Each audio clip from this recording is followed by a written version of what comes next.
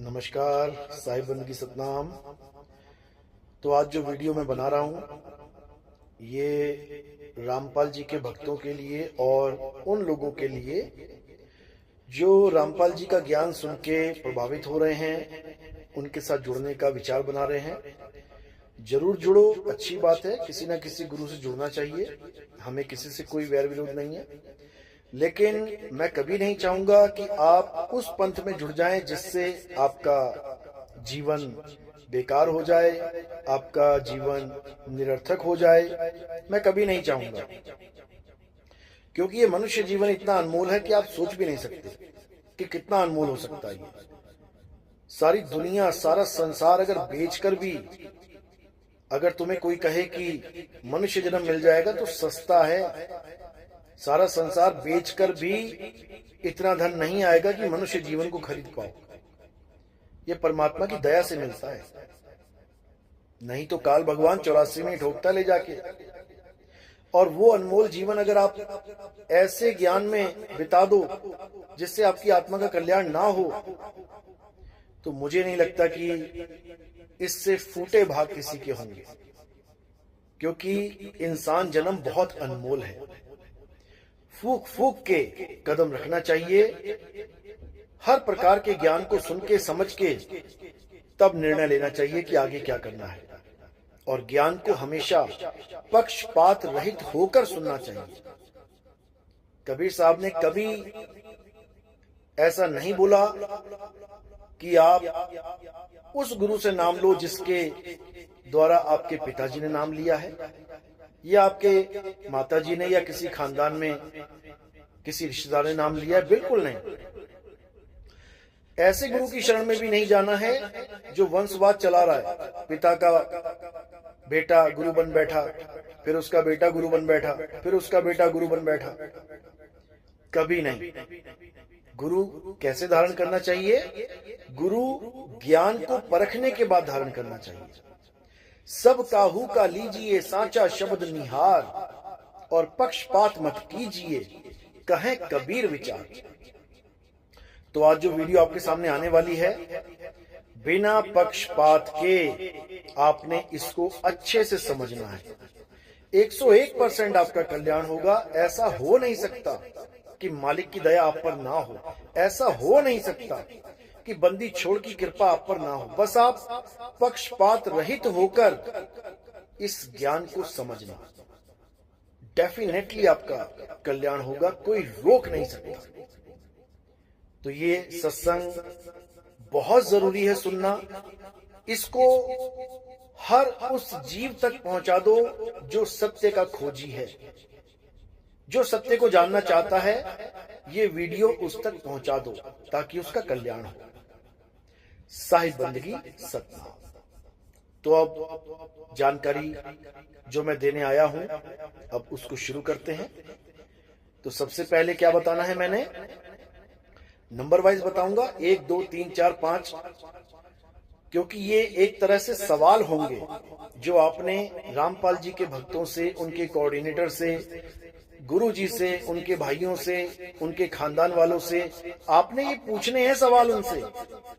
और जैसे ही आप ये सवाल पूछोगे, उनके पास कोई जवाब नहीं होगा, तो वो आपको क्या कहेंगे कि तुम काल के दूत हो, तुम नितिन दास के द्वारा भ्रमित हो चुके हो, तुम निगुरे हो, तुम ये हो, तुम वो हो।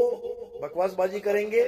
अगर पहले से कोई रामपाल जी का भगत होगा, सवाल पूछ लेगा, तो उसको पीले पर्चे का डर देंगे, डराएंगे उसको, तुम्हारे नाम का पीला पर्चा निकाल देंगे, गुरुद्रोही घोषित कर देंगे, लेकिन ये जवाब नहीं दे पाएंगे। और साहिब ने कहा, जिस गुरु से भरम ना मिटे, भ्रांति जीव की ना जाए, सो गुरु झूठा जान के त्याग देर ना लगाए। उसको त्यागते देर नहीं लगाना चाहिए जिसके पास आपके सवाल के जवाब ना हो। तो क्या है वो सवाल, आइए देखते हैं। साहिब बंदगी सतनाम। तो प्रश्नावली शुरू करने से पहले हम रामपाल जी का धन्यवाद करेंगे। क्यों? क्योंकि इन्होंने सोए हुए समाज को ये बताया कि कबीर कौन है। आखिर कबीर साहब हैं कौन?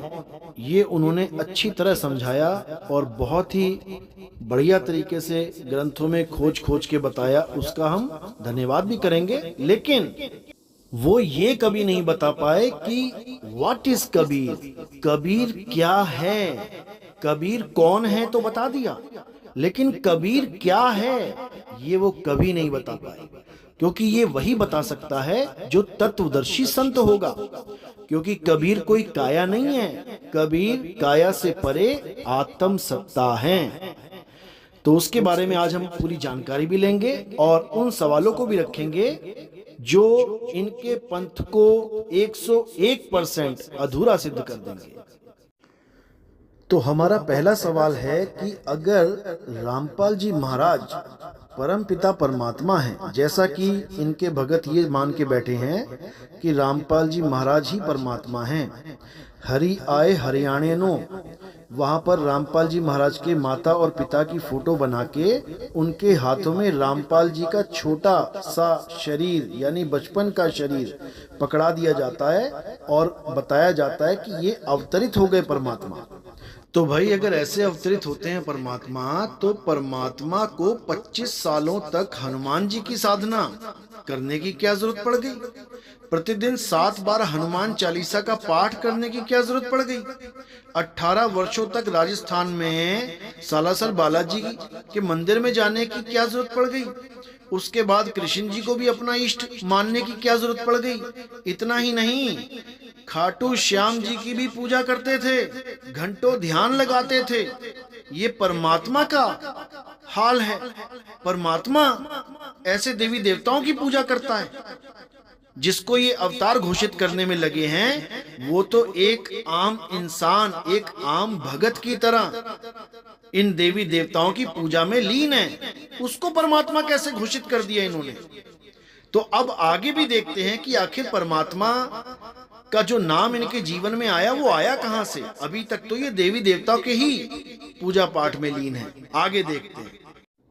तो कहते हैं इतना कुछ करने के बाद भी ना तो इनको शारीरिक सुख मिला और न मानसिक शांति मिली। परमात्मा को पाने की तड़प से आप साधु महात्माओं से मिलते रहते थे। एक दिन आपकी मुलाकात कबीर पंथी महान संत 107 वर्षीय स्वामी रामदेवानंद जी महाराज से हुई। आपने स्वामी जी से पूछा कि परमात्मा की प्राप्ति कैसे हो, वह मानसिक शांति कैसे मिले। स्वामी जी ने पूछा कि आप किसकी पूजा करते हो?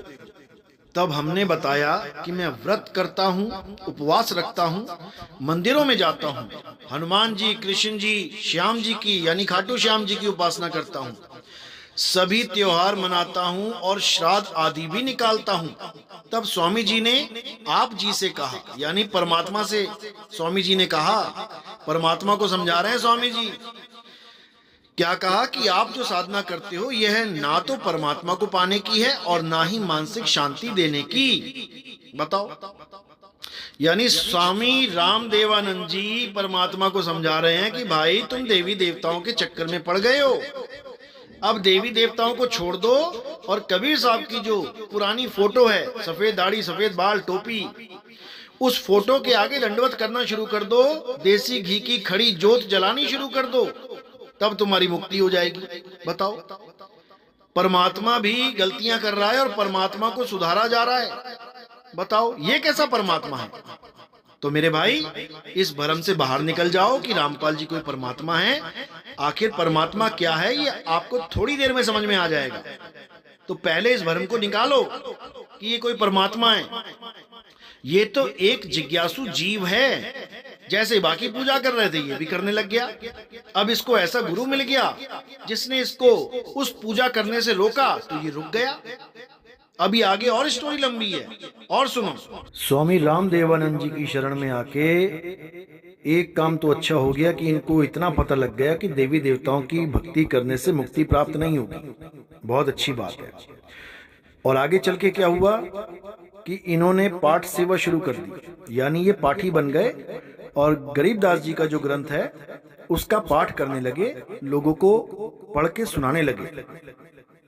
धीरे धीरे धीरे ये उस आश्रम में अच्छे सेवादार बन गए, गुरुओं की सेवा करना शुरू कर दिया। बहुत अच्छी बात है, गुरुओं की सेवा करनी चाहिए। लेकिन धीरे धीरे धीरे जब और आगे बढ़े, लोगों ने इनसे पाठ करवाना शुरू कर दिया अपने घरों में, तब धीरे धीरे धीरे आगे बढ़ते बढ़ते इन्होंने वो काम कर दिया जिसके लिए ये इस दुनिया में आए थे। कबीर सागर में इनके बारे में बहुत अच्छा समझाया गया है। जो परमात्मा के विवेकी हंस होंगे वो मेरी बात एक बार में ही समझ जाएंगे कि इस रामपाल जी अर्थात हंस मुनि काल दूत के बारे में जो 12वें पंथ अर्थात गरीबदास जी के पंथ में घुसेगा और खूब सेवा करेगा, उसके बाद खुद ही कबीर बन के बैठ जाएगा और बहुत से चमत्कार दिखा के लोगों को काल के जाल में फंसाएगा, इन 52 अक्षरों के मंत्रों में फंसाएगा, ओम कलियम हरियम शरियम में फंसाएगा। आइए देखते हैं इसका पूरा प्रमाण। तो कबीर सागर में जब आप 12 पंथों के काल दूतों का विवरण पढ़ोगे तो 12वें पंथ के काल दूत का नाम रखा है कबीर साहब ने हंस मुनि काल दूत। हंस मुनि इसका नाम इसलिए रखा है कि ये दिखने में तो हंस यानी कबीर पंथी लगेगा, लेकिन सारे काम मुनियों वाले करेगा। ये यज्ञ भी करेगा, ये पूजा पाठ भी करेगा, ये खड़ी बत्ती देसी घी की बत्ती जला के पूजा भी करवाएगा और ये मुनियों वाले काम करेगा यानी मंत्रों का जाप करेगा और करवाएगा। ये इस हंस मुनि के बारे में कबीर सागर में पहले से ही वाणी दर्ज है। आगे देखो क्या कहते हैं कि अब कहूं द्वादश पंथ प्रकाशा, कि 12वें पंथ का हाल सुन लो जिसमें काल का दूत आएगा, क्योंकि 12वां पंथ जो है वो गरीबदास जी महाराज का है। गरीबदास जी महाराज तो काल के दूत हो नहीं सकते, तो काल का दूत कौन है ये इसी के बारे में बताया जा रहा है। ये हंस मुनि रामपाल ही काल का दूत है। तो बिल्कुल स्पष्ट बता दिया कि अब कहूं द्वादश पंथ प्रकाशा, दूत हंस मुनि करे तमाशा। ये हंस मुनि दूत 12वें पंथ में आके बहुत बड़ा तमाशा करेगा। वचन वंश घर सेवक होई, प्रथम करे सेवा बहुतोई, यानी पहले तो ये 12वें पंथ में सेवक बन के घुसेगा और उसके बाद खूब सेवा भी करेगा। पाछे अपनो मत प्रगटावे, बहुतक जीव फंद फंदावे, यानी पहले तो ये उसी मत में आएगा जो गुरुजी बोलेंगे। ओम सोहम का जाप दिया था रामपाल जी महाराज को इनके गुरु स्वामी रामदेवानंद जी ने। उसके बाद इसने अपना ही पंथ चला दिया, अपना ही मत बना दिया। क्या आडंबर फैला दिया, क्या झूठ बोला कि मुझे तो परमात्मा मिले और मुझे रामदेवानंद जी से भी आगे का ज्ञान यानी सार शब्द का ज्ञान दे दिया। रामदेवानंद जी तो केवल सतनाम देते थे, ओम और सोहंग। श्वास अंदर लिया सोहंग और बाहर छोड़ा ओम, उसी को सतनाम बता के रामदेवानंद जी के ज्ञान को सतनाम तक सीमित करके आगे का ज्ञान यानी आगे का मत अपना प्रकट कर दिया। कहते पाछे अपनो मत प्रगटावे, बहुतक जीव फंद फंदावे। फंदे में बहुत से जीवों को फंसा दिया इसने। अंश वंश का करे विरोधा, कुछ अमान कुछ मान प्रबोधा। यही विधि यम बाजी लावे, 12 पंथ निज अंश प्रगटावे। यानी उसके बाद ये अंश और वंश यानी कबीर पंथियों का सबका विरोध करने लग जाएगा और उसके बाद ये काल का दूत अपना काम करने में सफल हो जाएगा। आगे क्या लिखा है, फिर आवे फिर जाई, बार बार जग में प्रगटाई। ये बार बार जग में प्रकट होता है, ये कोई एक बार नहीं आया, ये बार बार आएगा। जहां जहां प्रगटे यमदूता, जीवन से कह ज्ञान बहुता। जहां जहां ये प्रकट होगा बहुत ज्ञान कथेगा, जीवों को इतना ज्ञान सुना देगा, इतना ज्ञान सुना देगा, सारे ग्रंथ रटवा देगा। मुंह जबानी ही सारे ग्रंथ रटे होंगे इसके चेलों के। गीता में ये अध्याय, कुरान में वो, बाइबल में वो, वेदों में वो, बस सारा ज्ञान ऐसा रटवा देगा जैसे तोते को रटवा दिया जाता है। लेकिन उससे होगा क्या, नाम कबीर धरावे आपा, कथित ज्ञान काया तह थापा।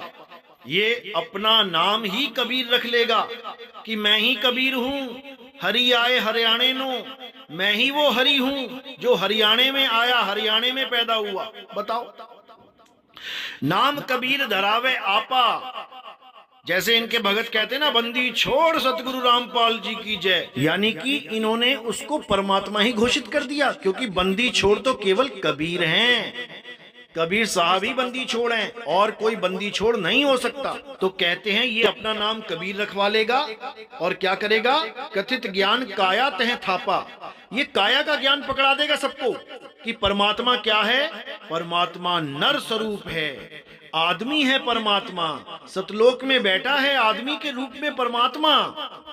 ये जो ज्ञान काया तह थापा, ये काया का ही ज्ञान पकड़ा देगा। जबकि गरीबदास जी अपनी वाणी में कहते हैं कि मेरा परमात्मा ना नर है ना नारी। कबीर साहब कहते हैं हमारा परमात्मा नर और नारी नहीं है। ये मैं अभी प्रमाण दिखाऊंगा आपको, तब आप समझ पाएंगे कि कितना बड़ा शातिर काल का दूत है ये हंस मुनि। जब जब जन्म धरे संसारा, प्रगट होए के पंथ पसारा, करामात जीवन बतलावे, जीव भरमाए नरक महनावे। यानी जब जब ये संसार में आएगा तब तक ये पंथ चलाएगा, बार बार प्रकट होके पंथ चलाएगा, करामात दिखा दिखा के लोगों को इकट्ठा कर लेगा। आओ तुम्हारा कैंसर ठीक कर दूं, आओ तुम्हारी किडनी ठीक कर दूं, आओ तुम्हारे ऐसे रोग ठीक कर दूं जो डॉक्टर नहीं कर सकता, आओ तुम्हें सुख सुविधाएं दे दूं। करामात में ही जीवों को उलझा के नरक में डलवा देगा। इसलिए मेरे भाइयों, इसके जाल को समझो, पहचानो इस काल के दूत को। ये हंस मुनि बहुत शातिर है और इसने तो इतना बड़ा जाल बुन दिया है जीवों के लिए कि तुम सोच भी नहीं सकते। इसने गरीबदास जी की वाणी में इतनी मिलावट कर दी, इतनी मिलावट कर दी कि तुम समझ भी नहीं सकते इसकी चालाकी को। लेकिन नितिन दास आज इसके हर षड्यंत्र की जड़ उखाड़ देगा। ध्यान से देखो मेरे भाइयों, कैसे इसने गरीबदास जी के ग्रंथ में दिल खोल के मिलावट की है, अपनी आंखों से देखो। तो आपको जो स्क्रीन पे वाणी दिखाई दे रही है, ऊपर रामपाल जी महाराज का ग्रंथ भक्ति बोध और नीचे गरीबदास जी महाराज की ओरिजिनल वाणी है, असली वाणी है। जो रामपाल जी महाराज कहते थे कि कबीर साहब ने गरीबदास जी के अंदर वाणी फिट कर दी। कैसे फिट कर दी? जैसे एक ब्लूटूथ के द्वारा पूरा गाना, एक एक शब्द वैसा ही फीड हो जाता है, पूरी पिक्चर, एक एक सीन वैसा ही फीड हो जाता है, उसमें कोई बदलाव नहीं रहता। इसी प्रकार जो वाणी गरीबदास जी को दी गई वो ब्लूटूथ के द्वारा दी गई, तो उस ब्लूटूथ की वाणी में कोई फेरबदल करने का मतलब ही नहीं बनता। उस ट्रांसफर की गई वाणी में कोई अक्षर इधर से उधर होने का मतलब ही नहीं होता। लेकिन आप देखिए, रामपाल जी महाराज ने अपने ही ग्रंथ में गरीबदास जी की वाणी से छेड़खानी कर दी।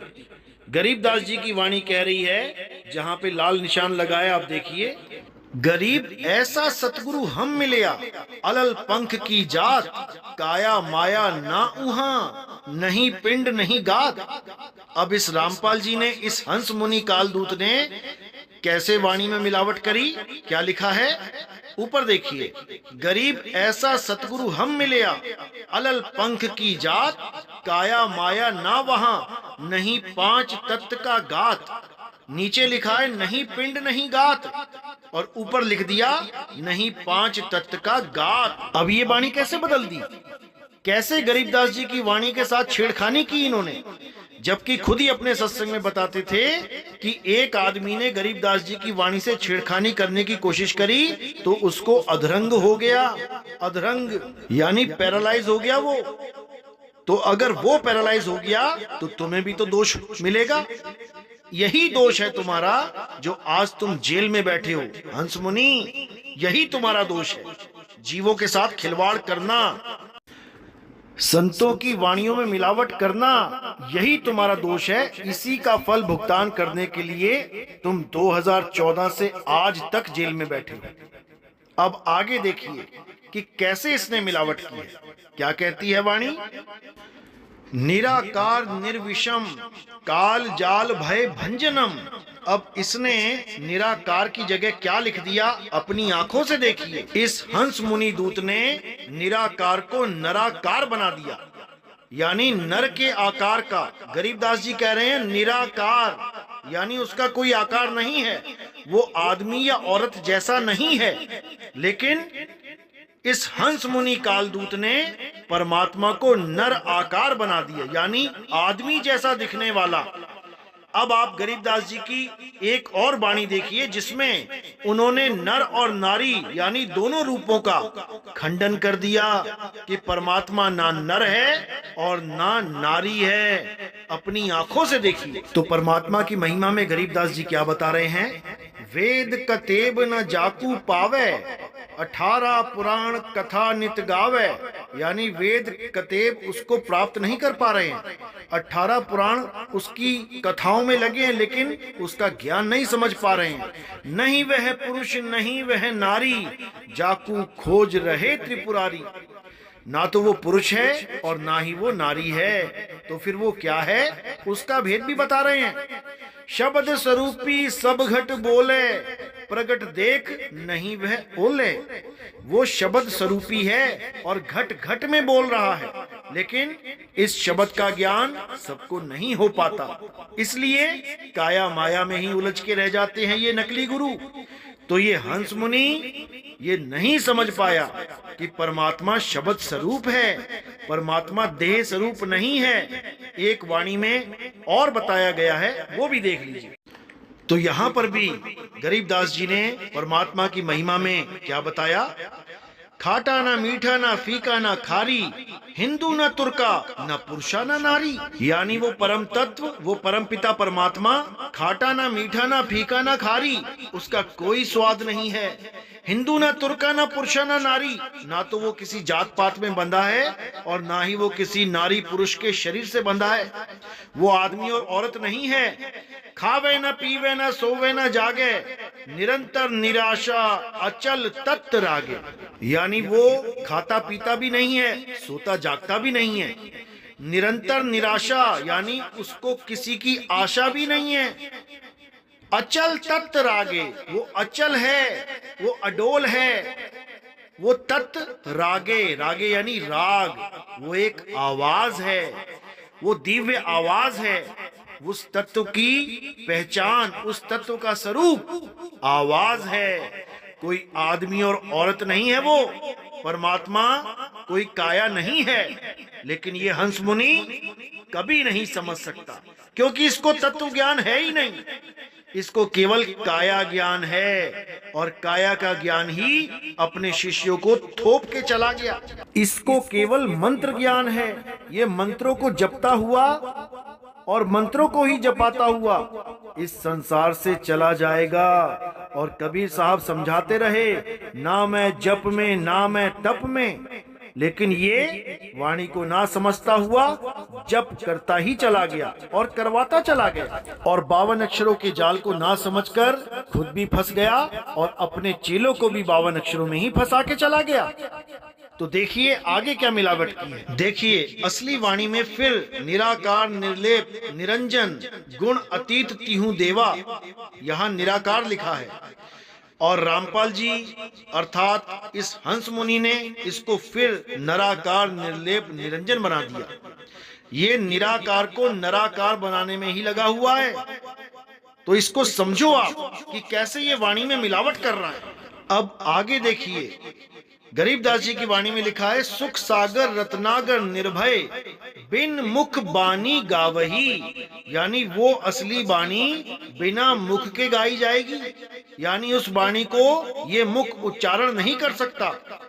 और इस हंस मुनि ने क्या लिखा है, सुख सागर रत्नागर निर्भय, निज मुख बानी गावही। यानी अपने मुख से बानी गाओ। ये ऐसी मिलावट की है इसने कि आप इसका भेद नहीं समझ पाएंगे। आगे गरीबदास जी ने लिखा है, बिन आकार अजोख निर्मल, दृष्टि मुष्टि नहीं आवही। और इस हंस मुनि ने क्या लिखा है, झिन आकार अजोख निर्मल। बिन आकार को इसने झिन आकार बना दिया, ताकि कोई सवाल ना पूछे कि बिन आकार यानी कि बिना आकार के वो कैसा है परमात्मा। तो बिन को झिन बना दिया इसने, इतनी मिलावट की है इसने। आगे गरीबदास जी महाराज वाणी में कहते हैं, गरीब ऐसा सतगुरु हम मिलया, तेज पुंज के अंग, झिलमिल नूर जहूर है, रूप रेख नहीं रंग, यानी उसका कोई रूप रेख और रंग नहीं है। और इस हंस मुनि ने क्या मिलावट कर दी? गरीब ऐसा सतगुरु हम मिलया, तेज पुंज के अंग, झिलमिल नूर जहूर है, नर रूप श्वेत रंग। देखो श्वेत बना दिया इसने, सफेद रंग का आदमी बना दिया, नर रूप। और नीचे क्या लिखा है गरीबदास जी की असली वाणी में? रूप रेख नहीं रंग। ऐसी मिलावट करके इसने अपना जन्म बर्बाद कर लिया, इसीलिए जेल में बैठा है ये।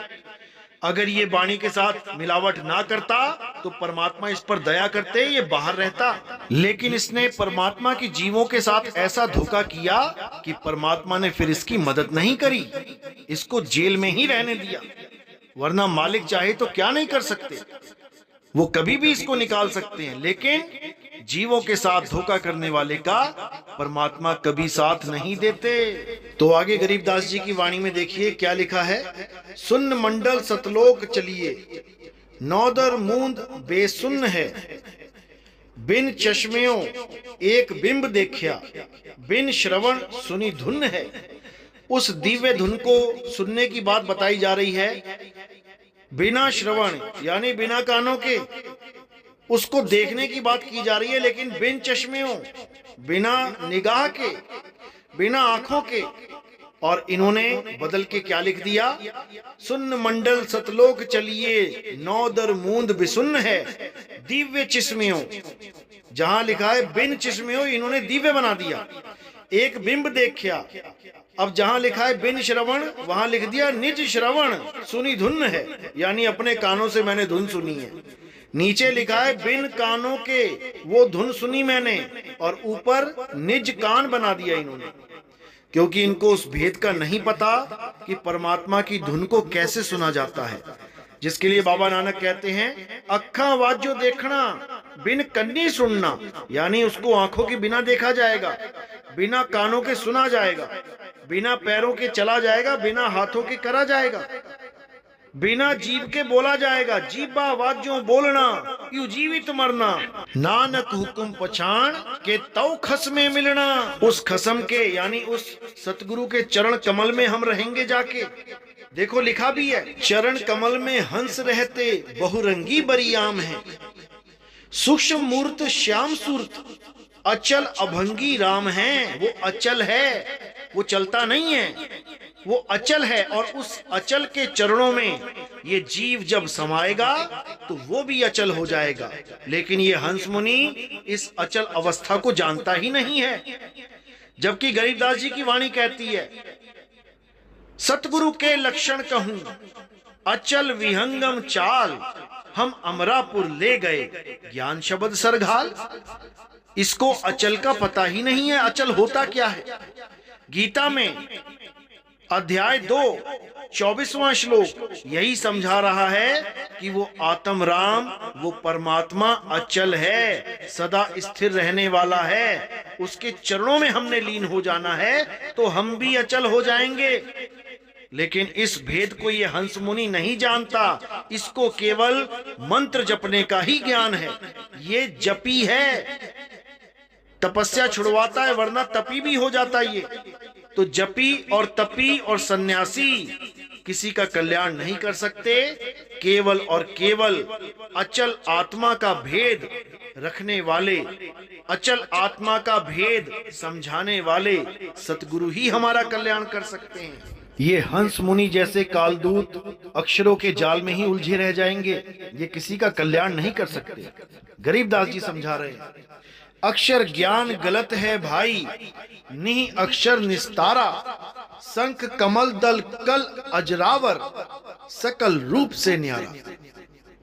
यानी ये अक्षरों का ज्ञान बिल्कुल गलत है। जो तुम नाम जप रहे हो ये बिल्कुल गलत है। कोई नाम नहीं जपना। नाम है जप में, नाम है तप में। 1000 बार समझा के चले गए कबीर साहब, लेकिन इनके समझ में नहीं आ रहा। तो गरीबदास जी भी समझा रहे हैं, ये 52 अक्षरों के जाल को समझो और इन 52 अक्षरों के जाल को तोड़ दो। ये 52 अक्षर लेख में आते हैं, यानी लिखने में आते हैं, और जो लेख में आ जाए वो परमात्मा का नाम, परमात्मा का सच्चा नाम नहीं है, वो 52 अक्षर है। तो क्या समझा रहे हैं गरीबदास जी महाराज? 4 वेद पंडित पढ़या रंग होरी हो, 52 अक्षर लेख राम रंग होरी हो। यानी हे पंडित, तू 4 वेदों को पढ़ के ये 52 अक्षरों को रट के ज्ञानी बन बैठा। अरे ये 52 अक्षर लेख राम रंग होरी हो, ये 52 अक्षर तो लेख है और वो परमात्मा का नाम अलेख है। ये 52 अक्षर लेख पकड़ के तू पार नहीं हो सकता। इन 52 को छोड़ और उस अलेख को पकड़ जो लिखा नहीं जा सकता। ओ अक्षर या में नाही राम रंग होरी हो, यानी इन 52 अक्षरों में वो असली अक्षर नहीं आता, वो परमात्मा का असली नाम 52 अक्षरों में नहीं आता। उसको जान, रहे शेष का शीश राम रंग होरी हो। यानी अब 52 अक्षरों से परे उस नी अक्षर को जानेगा तभी कल्याण होगा, अन्यथा नहीं होगा। तो आगे कह रहे हैं कागज कलम कलेश राम रंग होरी हो। ये कागज कलम कलेश है, इसको छोड़ दे। कागज के ऊपर कलम से लिखने वाले जितने भी नाम हैं ये सब नकली नाम हैं, कृत्रिम नाम हैं। इसको त्याग और सतनाम को जान। तो कह रहे हैं कागज कलम कलेश है रंग होरी हो, स्याही का नहीं काम राम रंग होरी हो। इस हंस मुनि ने लोगों को क्या भरमा दिया कि 52 अक्षर तो संस्कृत भाषा के अक्षर हैं, लेकिन असल में 52 अक्षर क्या हैं? जो स्याही के द्वारा लिखे जाएं वही 52 अक्षर कहलाते हैं। अरे स्याही का नहीं काम राम रंग होरी हो, देह माही विदेह है राम रंग होरी हो, बिन ही रसना नाम राम रंग होरी हो। यानी बिना रसना के वो नाम है, बिना जीव के वो नाम है, वो बोलने लिखने पढ़ने में नहीं आता। देही माही विदेह, वो असली राम, वो असली नाम विदेह है और इस देह में ही उसका दीदार होगा। लेकिन भेदी गुरु बताएगा वो तब समझ में आता है। तो ये कागज कलम कलेश के चक्कर में सारी दुनिया को बेवकूफ बना रहा है और सबका जन्म बर्बाद करके चला जाएगा। तो साहिब की दया से अब नितिन दास इसका सारा भेद खोल देगा।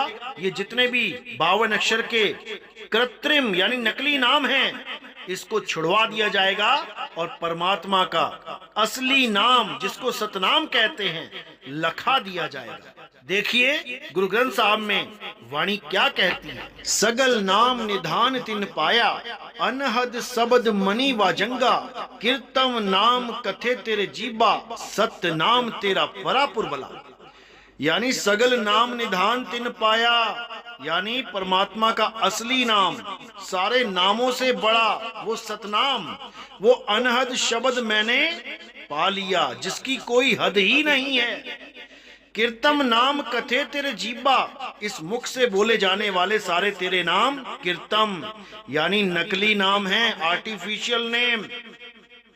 सत्य नाम तेरा परा पुरबला, हे परमात्मा तेरा सच्चा नाम सतनाम है, पुरबला है। लेकिन ये हंस मुनि इस सतनाम को परमात्मा का नाम बताता ही नहीं है। ये काल भगवान और अक्षर पुरुष का नाम यानी ओम सोहं को सतनाम बताता है, जबकि सतनाम किसका है? सतनाम तेरा परा पुरबला, परमात्मा का परा पुरबला नाम है। तो ये भेद इस हंस मुनि को नहीं पता है। आगे देखो वाणी क्या कहती है। गुरु ग्रंथ साहब में अंग नंबर 343 पे कबीर साहब की वाणी क्या कहती है। 52 अक्षर जोरे आन, सकिया ना अक्षर एक पहचान, सत का शब्द कबीरा कहे, पंडित होए सो अनभय रहे, पंडित लोग हो कहो व्यवहार, ज्ञानवंत को तत्व विचार, जाके जीव जैसी बुद्धि हुई, कहे कबीर जानेगा सोई। यानी ये हंस मुनि 52 अक्षरों को जोड़ तोड़ के तमाम नाम बना के दिखा देगा। ये किताबों में लिखे हुए नाम जोड़ तोड़ के बनाए जाने वाले नाम ये स्वर और व्यंजन के द्वारा जोड़ तोड़ के बनाए जाने वाले नाम दिखा के सब जीवों को वही नाम रटवा देगा। ओम कलियम हरियम शरियम सोहंग सत्यम रटवा देगा, ये ओम सोहंग रटवा देगा, ये ओम सोहंग सत्य कबीर रटवा देगा, ये ओम सोहंग सत्य कबीरा भी रटवा देगा। ये यही 52 अक्षरों में उलझा के इस जीव की दुर्गति कर देगा। लेकिन कबीर साहब समझा रहे हैं कि पंडित लोग को व्यवहार ज्ञानवंत को तत्व विचार। ये मंत्र जाप, ये पूजा पाठ, ये पंडित लोगों का विचार है, ये उनका व्यवहार है। लेकिन ज्ञानवंत को तत्व विचार, ज्ञानवंत केवल तत्व ज्ञान लेता है। ज्ञानवंत को मंत्रों से तंत्रों से कोई मतलब ही नहीं होता है, वो केवल और केवल तत्व ज्ञान प्राप्त करता है। तो गुरु ग्रंथ साहब में अंग नंबर 340 पे फिर समझा रहे हैं, 52 अक्षर लोक त्रय सब कुछ इन्हीं माही, ए अक्षर खिर जाएंगे ओ अक्षर इनमें नाही। यानी ये 52 अक्षरों के द्वारा बनाए हुए मंत्र खिर जाएंगे, नष्ट हो जाएंगे, इनसे होने वाली कमाई भी नष्ट हो जाएगी, मुक्ति नहीं मिल पाएगी। तो कह रहे हैं वो अक्षर इनमें नाही, जो असली अक्षर है, जो असली नाम परमात्मा का है, वो 52 अक्षरों में नहीं है। और जो 52 अक्षरों के द्वारा नाम लिखे जाते हैं, कबीर साहब कहते हैं हम उसे नहीं मानते। ओ अंकार आदि में जाना, लिखे और मेटे ताही ना माना। ओ अंकार लखे जो कोई, सोई लिख मेटना ना होई। यानी मैं जिसको मानता हूँ वो ये लिखने और मिटाने वाले शब्द नहीं है। जो हमारे शब्द को लख लेता है उसका लिखना और मिटना खत्म हो जाता है। वो अलेख को जान जाता है, अडोल को जान जाता है, अबोल को जान जाता है, लेकिन ये हंस मुनि उसको नहीं जान सकता। ये 52 अक्षरों में ही उलझा रह जाएगा। तो कहते हैं 52 के जंजाल में फंस गया ये संसार, और सिमरन 52 का करे कैसे लागे पार। ये 52 अक्षरों को जप जप के नरकों में चले जाएंगे, ये कभी मुक्त नहीं हो पाएंगे। लेकिन परमात्मा के जो सच्चे हंस हैं, जो मालिक के विवेकी हंस हैं, वो अपने स्वरूप को जानेंगे, इस 52 अक्षर का खेल खत्म कर देंगे। तो इस हंस मुनि के बारे में कबीर साहब ने पहले ही कबीर सागर ग्रंथ में लिखवा दिया था, ताकि परमात्मा के बच्चे इस हंस मुनि को अच्छे से समझ जाएं, इसके जाल को तोड़ें और उससे आजाद हो जाएं। आज वैसे भी 15 अगस्त है, इसके जाल को तोड़ना है और आज आजादी दिवस में इसके जाल से आजाद हो जाना है। अभी तो शुरुआत है, इसके ऊपर मैं कम से कम 5 ऐसी ही वीडियो बनाऊंगा ताकि सारे जीव हंसों का निबेड़ा हो जाए, सारे जीव हंसों का जाल कट जाए। इस हंस मुनि के जाल से सारे परमात्मा के जीव आजाद हो जाएं। तो इस हंस मुनि का खेल 12वें पंथ में जब खत्म होता है, तब परमपिता परमात्मा का खेल शुरू होता है, जिसके लिए कबीर साहब ने कहा था, धर्मदास मेरी लाख दुहाई, ये मूल ज्ञान बाहर ना जाई। इस मूल ज्ञान को बाहर मत निकालना। कब तक नहीं निकालना? मूल ज्ञान तब लग छुपाई, जब लग 12 पंथ ना मिट जाई। जब तक इस हंस मुनि काल दूत का खेल खत्म नहीं होता, तब तक इस ज्ञान को हम उजागर नहीं होने देंगे।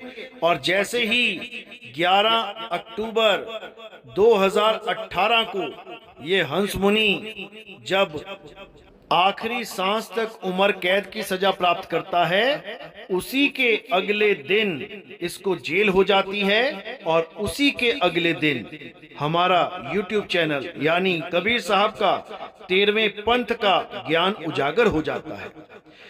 13 अक्टूबर 2018 को हमारा YouTube चैनल यानी कबीर साहब का 13वां पंथ पूरे संसार में उजागर हो जाता है। इसको कहते हैं संत वचन पलटे नहीं, पलट जाए ब्रह्मांड। और ये हंस मुनि जब से जेल गया है, तब से 50 बार ये तारीख फिक्स कर चुके हैं, गुरुजी अब निकलेंगे, गुरुजी अब निकलेंगे, 2015 में निकलेंगे, 16 में निकलेंगे, 17 में निकलेंगे। हजारों बार ये डेट चेंज करते रहे, क्योंकि ये संत नहीं, ये काल दूत हैं। इनकी परमात्मा अब सुनने वाला नहीं। अब परमात्मा के बच्चे जाग के, इनको त्याग के इस जंजाल से बाहर निकलेंगे। तो मेरे भाइयों, ये पहला पार्ट है। इस पार्ट को ज्यादा से ज्यादा वायरल करो। इस हंस मुनि काल दूत के शिष्यों तक इस वीडियो को पहुंचाओ और उनसे जवाब मांगो कि गरीबदास जी की वाणी के साथ छेड़छाड़ करने का अधिकार आपको किसने दिया है? कैसे आपने वाणी के साथ छेड़छाड़ किया? इनसे जवाब मांगो। ये तो अभी 1-2 सवाल ही हैं। अभी ऐसे ऐसे वीडियो आएंगे कि इस हंस मुनि की जड़ें उखाड़ दी जाएंगी। अभी तो शुरुआत है, अब इसका अंत करके ही दम लेंगे। साहिब बंदगी सतनाम। जय बंदी छोड़ चूक, जय सतनाम।